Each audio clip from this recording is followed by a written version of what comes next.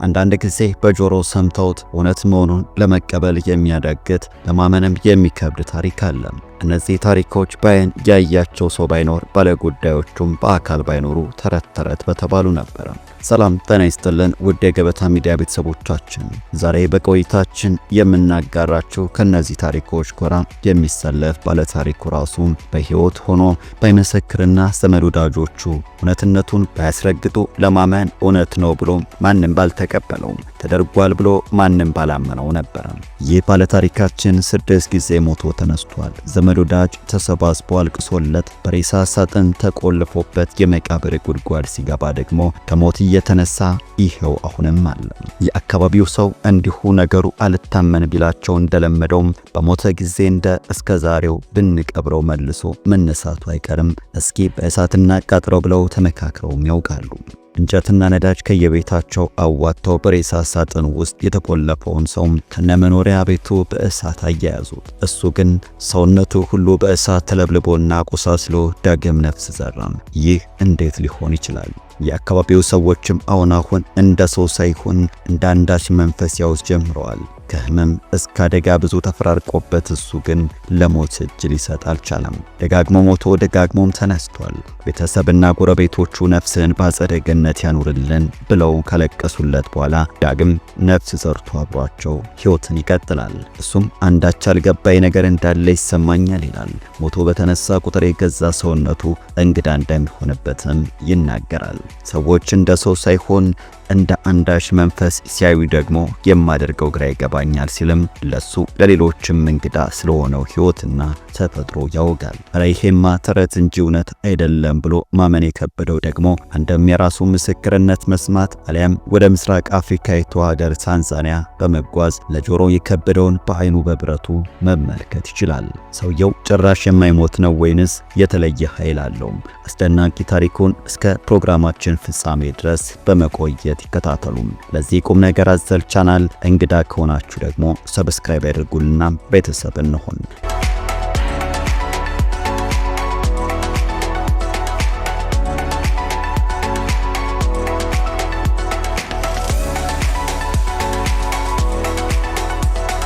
ይህ ታምረኛ ሰው ስሙ እስማኤል አዚዚ ይባላል።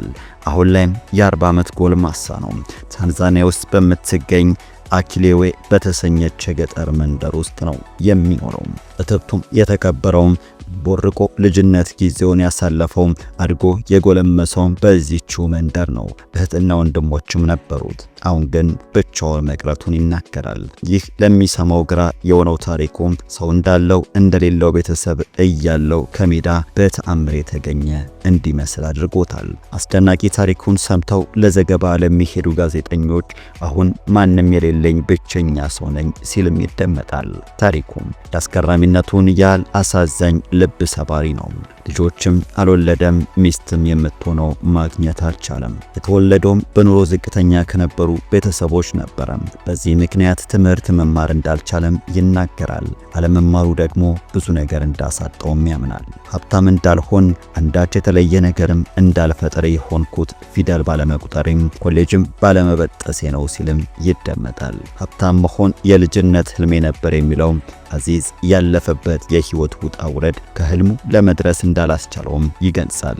ቤተሰቦቹም አቅመ ደካሞች፣ ወዳጅ ዘመዶቹም እንደሱ ያጡ የነጡ በመሆናቸው የዕለት ጉርሱ ለማሟላት ቀን ከሌት መድከም ነበረበት። የየዕለት ድካሙም ከእጅ ወደ አፍ ከመኖር ያለፈ ነገር የሚሳካለት አልነበረም። እድሜው እየገፋ ሰውነቱም እየደከመ ሲመጣ ደግሞ የህይወት ፈተናዋ ከቀድሟ የበረታ እየሆነ መጣ። ህይወቱም ከኢኮኖሚያዊ ችግሮች በዘለለ በበርካታ ፈተናዎች ውስጥ የዘለቀ ነው። እሱ ግን እነዛን ሁሉ የማይታለፉ የሚመስሉ ቀናቶችን አልፎ ፍጹም ተአምር በሆነ መልኩም በህይወት ይገኛል። መቼስ ከመሞት መሰንበት በስንት ጣዕሙ የተሻለ ነው።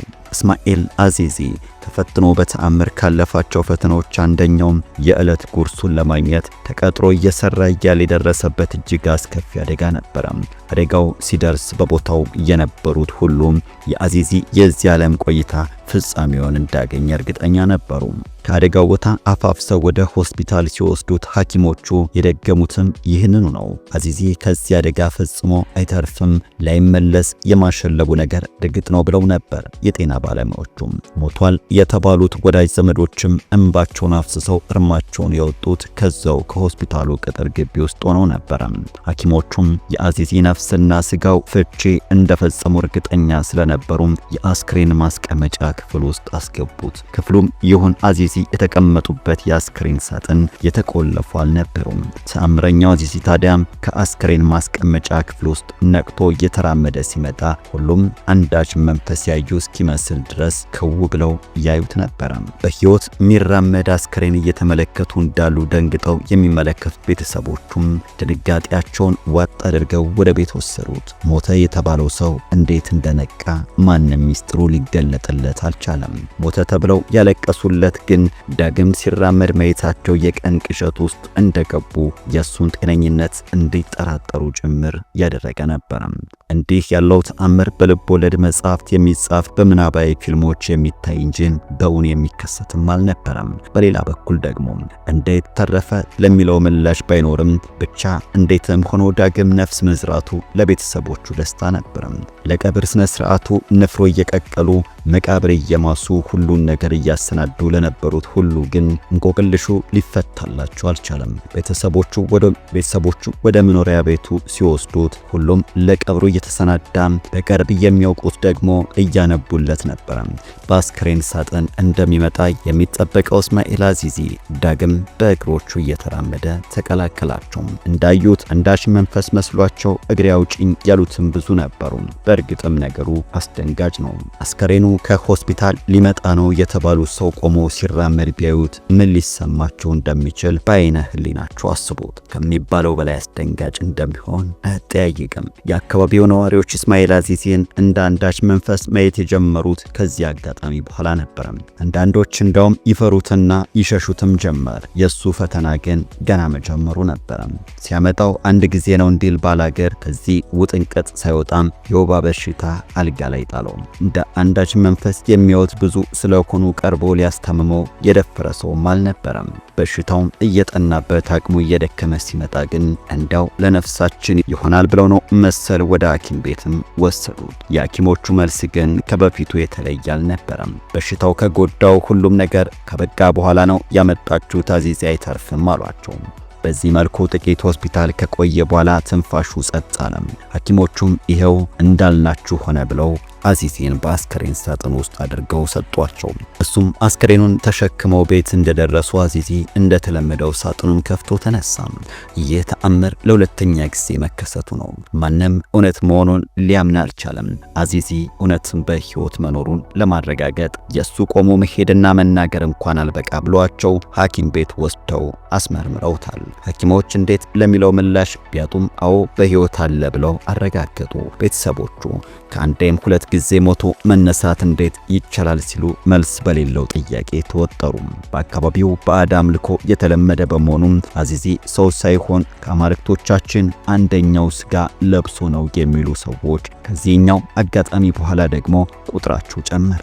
አብረውት ያደጉት የእድሜ እኩዮቹ ሳይቀሩ ከልጅነት እስከ እውቀት የሚያውቁትን ሰው እንደ አንዳች ባዕድ ነገር ይመለከቱት ጀመር። ከእነዚህ አብሮ አደጎቹ መካከል አንደኛው የሆኑትና አልማንሲ የተባሉት ግለሰብ አዚዚን ከልጅነት ጀምሮ አውቀዋለሁ፣ አሁን ግን በጥርጣሬ ነው የማየው አሉ። በተደጋጋሚ ሞቶ ሲነሳ እኛም ልንቀብረው ተሰናድተን በሕይወት ይዘነው ስንመለስ በአይኔ እንደማየቴም እንደማናቸውም ሰው ነው የሚለውን ለመቀበል ቸግሮኛል ሲሉም ተደምጠዋል። እስማኤል አዚዚም ጥያቄው ሳይመለስለት ሌላ ተአምር ደግሞ ገጠመው። ከስራ ባልደረቦቹ ጋር በመኪና እየተጓዙ ሳለ ተሽከርካሪያቸው ነዳጅ ከጫነ መኪና ጋር ተላተመች። ከግጭቱ በባሰ ነዳጁ በፈጠረው እሳት አይሆኑ ሆነች። አዚዚና ባልደረቦቹ ወደ ሆስፒታል ተወሰዱ። ሞቱ ሲጠበቅ አሁንም በሕይወት ተርፎ ሕይወቱን ቀጠለ። የዚህ ጊዜ ቤተሰቦቹ ሳይቀር እውነትም አንዳች መንፈስ ነው ብለው ሸሹት። ከሰዎች ርቆ የብቻ ሕይወትን ተያያዘው። ተአምሩ ቀጥሏል። አዚዝ የመኪና አደጋ ካስተናገደ 1 ዓመት በኋላ ደግሞ ብቻውን የግብርና ስራ እያከናወነ ሳለ የበረሃ እባብ ነደፈው። ማንም ሊያግዘው አሊያም ወደ ሕክምና ተቋም ሊወስደው የሚችል ሰው ባለመኖሩ በራሱ ጥረት ሕክምና ቦታ እስኪደርስ ድረስ መርዙ በመላ ሰውነቱ ተሰራጭቶ ነበር። ሐኪም ቤት ሲሄድ ወዲያው ነበረ ሕይወቱ ያለፈው። እንደተለመደው አስክሬን ሳጥን ውስጥ አስገብተው የሬሳ ማቆያ ውስጥ አስቀመጡት። እንደ ከዚህ ቀደሙ ሳጥኑን ከፍቶ ሊወጣ ግን አልቻለም። በዚህ ሳጥን ውስጥ ያለምንም እንቅስቃሴ ለ3 ቀናት ቆየም። ከዚህ ቀደም የሬሳ ሳጥኑን ከፍቶ ለመውጣት 1 ቀን እንኳ አይወስድበትም ነበር። በአሁኑ ለ3 ቀን ትንፋሹ ሲጠፋ አሁንም እውነትም ሞተ ብለው መንፈሱ ነው በሚል የራቁ ቤተሰቦቹ አስክሬኑን ወስደው ለመቅበር ወደ ሆስፒታል አቀኑ። ወዳጅ ዘመዶቹም አሁንስ አመረረ ብለው ለ3ኛ ጊዜ የቀብሩን ስነ ስርዓት ማሰናዳቱን ተያያዙ። አስክሬኑን ለመውሰድ ወደ ሆስፒታል ሲሄዱ ግን አሁንም ተአምር ጠበቃቸው። የአስክሬን ሳጥኑን ተሸክመው መንገድ እንደጀመሩ አዚዚ አሁንም አልሞትኩም ብሎ ነቃም። ሁሉም የሞት መልአክ እንዳየሰው በሩጫ ጥለውት ሄዱ። ከነዚህ ክስተት 1 ወር በኋላ ደግሞ አዚዚ ሻወር ቤት ወድቆ ሞቶ ተገኘ። አሁንም ለቀብር ሲሰናዱ እሱ ግን ነቃም። አሁንስ እርግጥ ነው ሰው ሳይሆን መንፈስ ነው ብለው ሁሉም ሲያዩት የሚሸሹት ሰው ሆነ።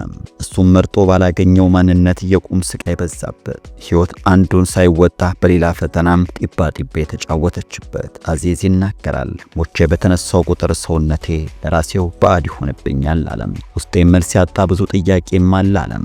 ከሁሉ በላይ ከሰው ተፈጥሬ እንደ መንፈስ መታየቴ ያሳመመኛልም ይላል። በመጨረሻም የአካባቢው ሰዎች መንፈስ እንደሆነ እርግጠኛ በመሆን ራሳቸው ሊያስወግሩት ተቀጣጠሩ። የራሱ ቤት ውስጥ ከውጪ ከቆለፉት በኋላም ቤቱን ቤንዚል አርከፍክፈው አያያዙት። ጭሱ ትንፋሽ አሳጣው። እንደ ጉድ የተቀጣጠለው እሳትም ሰውነቱን ለበለበው። ከአካባቢው ነዋሪዎች መካከል በዚህ ጭካኔ ያልተደሰቱ ጥቂት ሰዎች በእሳት እየተቀጣጠለ ካለው ቤት ውስጥ እንደምንም ገብተው ወጡት። ሰውነቱ ተለብልቧል፣ ራሱንም ስቷል። እንደተለመደው ወደ ሆስፒታል ወሰዱት። ሐኪሞችም ለ6ኛ ጊዜ ሞቷል አሏቸው። የአስክሬን ሳጥኑ ውስጥ ተቀመጠ። እንደተለመደውም ነቃም። ያለ ጥፋቱ እየተቀጣ ያለ በደሉ እየተሰቃየ የኖረው እስማኤል አዚዚ አሁን ላይ ከሰው ሁሉ ርቆም በትንሽዬ ጎጆ ውስጥ ኑሮን እየገፋ ይገኛል። ቡና የሚያጣጣ ጎረቤት አንዳች ነገር ቢገጥመው የሚደርስለት ሰውም የለውም። ከግብርና እስከ ምግብ ማብሰል ሁሉንም ስራ ብቻውን እየሰራ ኑሮ ከተባለ መኖርን ቀጥሏል። ነገር ግን ምን ይዞበት እንደሚመጣ መጨረሻው ምን እንደሆነ አያውቅም። ሰዎች የሚፈሩትና የሚርቁት አንዳችም መጥፎ ነገር ሲያደርግ አይተውት አይደለም። ከከባድ አደጋ ተርፎ ስላዩት ሞቶ ሊቀብሩት ሲሰናዶ ዳግም ነፍስ ዘርቶ ስለተመለከቱት እንጂ። በእርግጥ ከነዚህ ሁሉ የማይታመኑ ተአምሮች በኋላ እሱን እንደ መደበኛ ሰው መቁጠር ቢቸግራቸው አይደንቅም። በሆነው ሁሉ አልጸጸትም የሚለው እስማኤል አዚዚ መሞት አለመቻሌ ግን ያሳስበኛል ሲል ይናገራል። አሁን ሰዎች እንደ ባዕድ ፍጡር ነው የሚያዩኝ። በዚህ መልኩ መኖርን የሚያጓጓ አይደለም። ሞቼ እንዳልገላገል ከሞትኩ በኋላ ዳግም ሕይወት እዘራለሁ። ምን እንደማደርግ ግራ ገብቶኛል ሲልም በምሬት ይናገራል። ስራ እንዳልሰራና ገንዘብ እንዳላገኝ መንፈስ ነው እያሉ የሚያስጠጋኝ የለም። ሞቼ እንዳልገላገል ደግሞ ሞት ለኔ ስፈልገው ላትገኝ ነገር ሆኖብኛል ሲልም ስለ እንቆቅልሽ ሕይወቱ ለመገናኛ ብዙሃን ባለሙያዎች ሁሉ ነገሩ ግራ እንደገባው አጫውቷቸዋል። ለሰዎች አንድ መልእክት አድርሱልኝ በማለትም በእኔ ላይ እየሆነ ያለው ሁሉ ከቁጥጥሬ ውጭ ነው። ለእናንተ መጥፎ ያልሆነ ሰው ላይ መጨከን ፈጣሪ የሚወደው አይደለም ሲልም ባልመረጠው ሕይወት ስቃይ እያደረሱበት ላሉት ሁሉ መልእክቱን አስተላልፏል። ውድ የቻናላችን ቤተሰቦች ሞትን 6 ጊዜ ድል ያደረገውና በዚህ እንግዳ ተፈጥሮ በማህበረሰቡ እንደ መንፈስ የሚታየውን እስማኤል አዚዝን ያስቃኘንበት የዛሬ መሰናዷችን ይኸው ነበር። አብራችሁን እስከ መጨረሻው ስለቆያችሁ አክብሮታዊ ምስጋናችን ይድረሳችሁ። በቀጣይ ቪዲዮ እስከምንገናኝ መልካሙን ሁሉ ተመኘን። ሰላም።